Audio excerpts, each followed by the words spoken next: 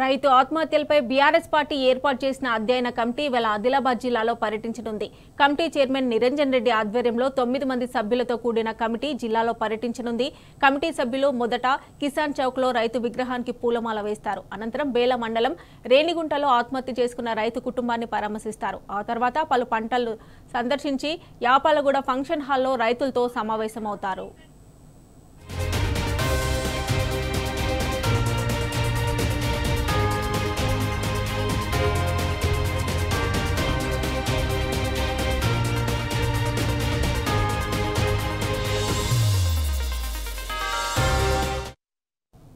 ఇదే అంశానికి సంబంధించి మరిన్ని డీటెయిల్స్ మా ప్రతినిధి రాజు అందిస్తారు. రాజు, చెప్పండి. రైతు ఆత్మహత్యలకు సంబంధించి బీఆర్ఎస్ పార్టీ ఏర్పాటు చేసిన అధ్యయన కమిటీ ఇవాళ ఆదిలాబాద్ జిల్లాలో పర్యటించనుంది కదా, దీనికి సంబంధించిన డీటెయిల్స్ ఏంటి? మమత, బీఆర్ఎస్ పార్టీ ఆధ్వర్యంలో ఏర్పాటు చేసిన రైతు ఆత్మహత్యల అధ్యయన కమిటీ ఈరోజు జిల్లాలో పర్యటించనుంది. మరి కొద్దిసేపట్లో ఈ కమిటీకి సంబంధించిన చైర్మన్ తో పాటు సభ్యులు జిల్లాకు చేరుకోనున్నారు. నిరంజన్ రెడ్డి మాజీ మంత్రి, మాజీ వ్యవసాయ శాఖ మంత్రి సింగిరెడ్డి నిరంజన్ రెడ్డి చైర్మన్ గా, సభ్యులుగా మాజీ మంత్రులు జోగురామన్న, సత్యవతి రాథోడు, అలాగే పువ్వాడ అజయ్, ఎమ్మెల్సీ కోటిరెడ్డి యాదవ్ రెడ్డి, అలాగే మాజీ ఎమ్మెల్యేలు బాజిరెడ్డి గోవర్ధన్, రసమయ్య బాలకిషన్, అంజయ్ యాదవ్లు ఈ కమిటీలో సభ్యులుగా ఉన్నారు. ఈ కమిటీ ఈ రోజు అంటే ఆదిలాబాద్ జిల్లా నుంచే ఈ అధ్యయనం సంబంధించిన క్షేత్రస్థాయి పర్యటనకు శ్రీకారం చుట్టింది.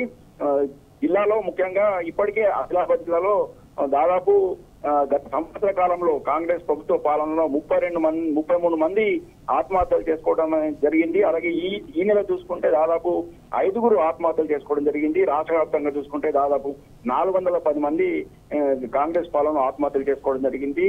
ఈ ఆత్మహత్యలకు సంబంధించి పూర్తిగా క్షేత్రస్థాయిలో అధ్యయనం చేసి రైతుల ఆత్మహత్యలకు ఎలాంటి పరిస్థితులు ఎదురవుతున్నాయి, అలాగే వ్యవసాయ రంగ స్థితిగతులు, అలాగే ప్రస్తుతం వ్యవసాయ రంగానికి ఎలాంటి వ్యవసాయ పరిస్థితులు ఏ విధంగా ఉన్నాయి అంశాలపై క్షుణ్ణంగా ఈ కమిటీ అధ్యయనం చేయడం జరుగుతుంది. మొదట ఈ బోట్స్ లో పర్యటన ప్రారంభమవుతుంది. బోటులో ఇద్దరు ఆత్మహత్యలు చేసుకున్న రైతు కుటుంబాలను పరామర్శించిన తర్వాత ఆదిలాబాద్ జిల్లాకు చేరుకుంటుంది. జిల్లాలోని కిసాన్ చౌక్ లో రైతు విగ్రహానికి పూలమాలలు వేసి ఆ తర్వాత ఇటీవల ఈ జనవరి 17వ తేదీన అప్పుల బాధ భరించలేక బ్యాంక్ అధికారుల వేధింపులు తట్టుకోలేక బ్యాంకులను ఆత్మహత్య చేసుకున్న బేల మండలం రేణిగూడ చెందిన జాదవ్ దేవరావు కుటుంబాన్ని మొదటగా పరామర్శించడం జరుగుతుంది.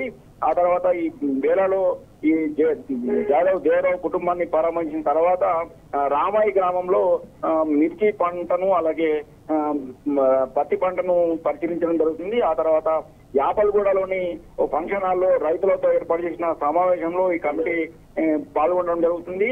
ఈ సమావేశంలో రైతుతో నేరుగా మాట్లాడి వారు ఎదుర్కొంటున్న సమస్యలను అడిగి తెలుసుకోవడం జరుగుతుంది. దాదాపు 2 వారాల పాటు ఈ కమిటీ ఈ రైతు ఆత్మహత్యలపై బీఆర్ఎస్ పార్టీ ఏర్పాటు చేసిన అధ్యయన కమిటీ 2 వారాల పాటు రాష్ట్ర వ్యాప్తంగా పర్యటించడం జరుగుతుంది.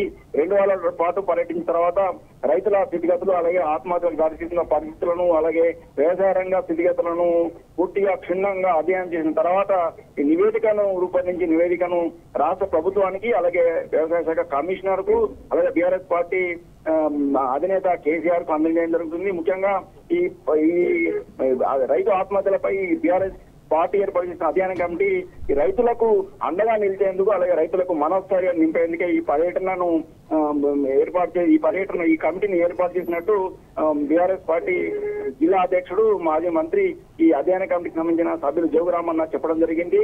అయితే ముఖ్యంగా ఈ కమిటీ రూపొందించిన నివేదికను అసెంబ్లీలో చర్చకు వచ్చేలా కూడా బీఆర్ఎస్ పార్టీ చర్యలు చేపడుతుందని, రైతులు ఎవరు కూడా ఆత్మహత్యలు చేసుకోవద్దని, మనోనిర్భరంతో ఉండాలని, ధైర్యంగా ఉండాలని బీఆర్ఎస్ పార్టీ రైతులందరూ కూడా అండగా ఉంటుందని గతంలో బీఆర్ఎస్ ప్రభుత్వం సమయంలో లభించిన సంక్షేమ అభివృద్ధి పథకాలు కాంగ్రెస్ ప్రభుత్వంలో కూడా రైతులకు వచ్చేలా తెలియడమే ఈ రైతు ఆత్మహత్యల కమిటీకి సంబంధించిన కమిటీ ముఖ్య ఉద్దేశమని ఎవరు కూడా ఆధారపడవద్దని జోగురామన్ చెప్పడం జరిగింది.